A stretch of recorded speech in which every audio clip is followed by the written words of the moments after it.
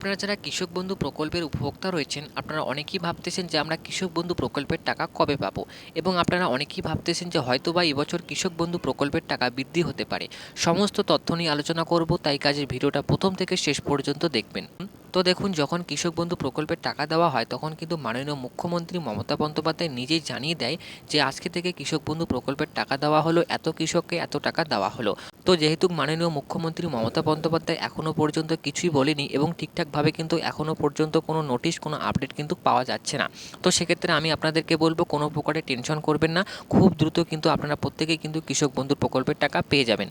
যেহেতু গভর্নমেন্টের ব্যাপার, সেক্ষেত্রে কিন্তু একটু লেট হতেই পারে। তো আমি আপনাদেরকে বলবো, আপনারা কিন্তু খুব দ্রুত প্রত্যেকেই কিন্তু কৃষক বন্ধু প্রকল্পের টাকা পেয়ে যাবেন।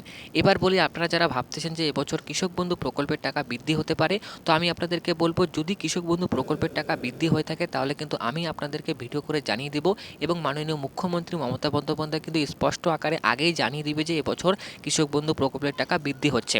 তো যেহেতু এখনও পর্যন্ত কিন্তু সেই অর্থে কোনো আপডেট, কোনো নোটিশ পাওয়া যায়নি, সেক্ষেত্রে কিন্তু বলাই যেতে পারে যে এবছর কৃষক বন্ধু প্রকল্পের টাকা বৃদ্ধি হওয়ার চান্স খুবই কম। তো আশা করা যায় আজকের এই ভিডিওটা দেখার পরে আপনারা সঠিক তথ্য পেয়ে গেছেন কৃষক বন্ধু প্রকল্পের।